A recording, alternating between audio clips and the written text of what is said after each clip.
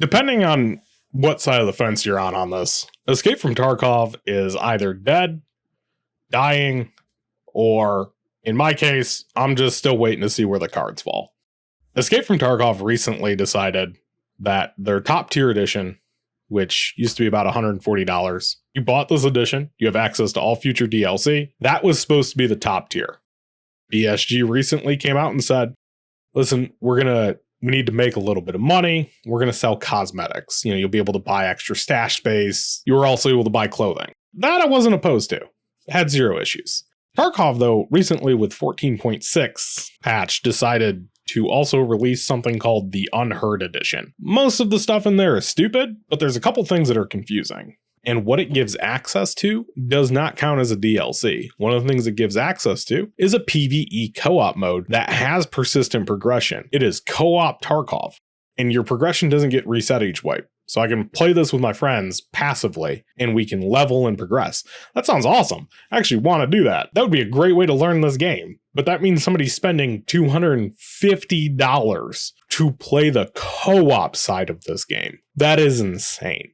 You get more stash space, you get a few other stupid little things, increased fence standing, which some people might be upset by. It's really not that hard to level fence, but this is all advancing stuff. Even with the expanded PMC pockets, right? This stuff it's not pay to win, it's pay to advance. It helps you out a little bit, but it doesn't really help you. There's two modes of thinking with Tarkov. With this, I am of the mind there is no such thing as winning in Tarkov. I don't view Tarkov as a competitive game. I've never viewed Tarkov as a competitive game. It's why I generally dislike Arena. I've played competitive Tarkov, and it's not for me. It's not enjoyable. I generally don't enjoy competition in most video games, to be honest.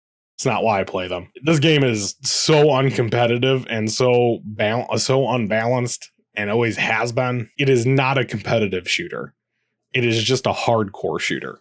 So with that, I've never looked at anything as pay to win. Everything's always been pay to advance. And with the Unheard Edition, I don't care about any of the extra equipment. I don't care that they're giving you a weapon case, a lucky scab junk box, ammo cases, doesn't matter. It's irrelevant to me. The skill leveling, I could take. I could be, all right, cool. The access to the co-op persistent mode upsets me that's locked. Access to a unique item that changes how the game fundamentally works in Raid. So I could deal with a discount on cash services in Raid, with the exception of the BTR. Now, if the BTR is there, that's a bit of a problem with how much it costs to have that thing do suppressive fire. People getting their insurance equipment back faster, perfectly fine with. But with 6+ fence reputation, scavs will not shoot first at you at ranges over 60 meters. I've saw on Twitter that apparently if you shoot scavs while using this item, you lose scav rep. This is a very confusing item to me. And it changes the game in such a way that to lock it behind a paywall is, in my opinion, unconscionable as game developers. What you're saying is that normal players, your majority of your player base, will not get access to this. Majority of your player base can't even get 6+ fence reputation. This is a very weird item to have been put in. I think this is a really cool mechanic, but it should not be behind a $250 paywall. That is insane. Yeah, I'd be fine with someone spending $250 for for all the extra equipment at the start of a wipe. Sure. Not a problem. I have zero issue with it. It's a great way to combat, I think, initial RMT hook. And I think some people maybe don't understand that. What I mean is when people first start playing Tarkov, they're going to get shit on. Those are the people that will very quickly turn to carries and RMT, which is real money transactions, to balance their account. These people now have an option to buy equipment straight from BSG to get through that initial hurdle of, I don't have equipment. I think that's a cool concept. Actually, I'm okay with that. I'm okay with BSG taking the power away from RMT and cheaters.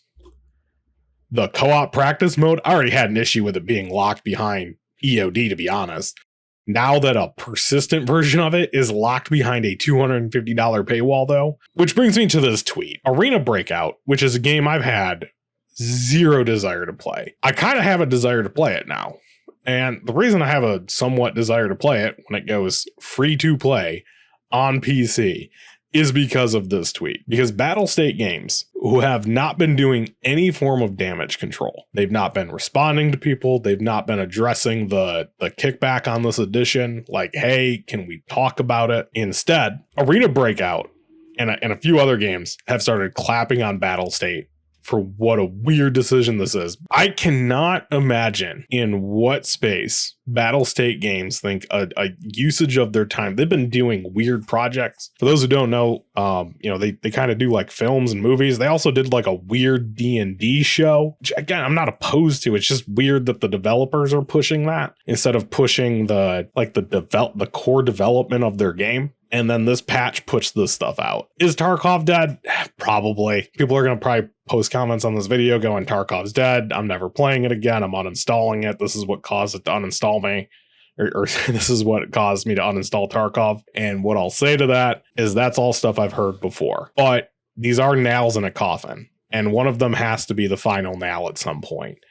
I don't know if this is mine or not yet. The way I described it to my one friend, BSG Twitter and patch notes are some of the worst places for information about Escape from Tarkov. However, at times they are the only place for information about Escape from Tarkov. BSG is notoriously bad with communication, so I'm waiting to see. There's a potential here that I guess to give people the hope at the end of the tunnel for me, because I've already been Escape from Tarkov. I haven't really been playing the game. I've been more waiting for it to release anyways here personally. The light at the end of the tunnel for me is some of these mechanics might be coming, like the unique radio item. That might be coming in a different way to the general player base that just wasn't showcased. And the $250 edition is just there to test it.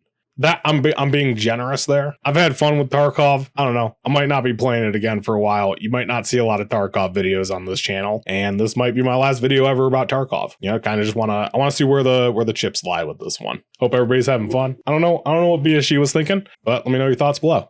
Peace.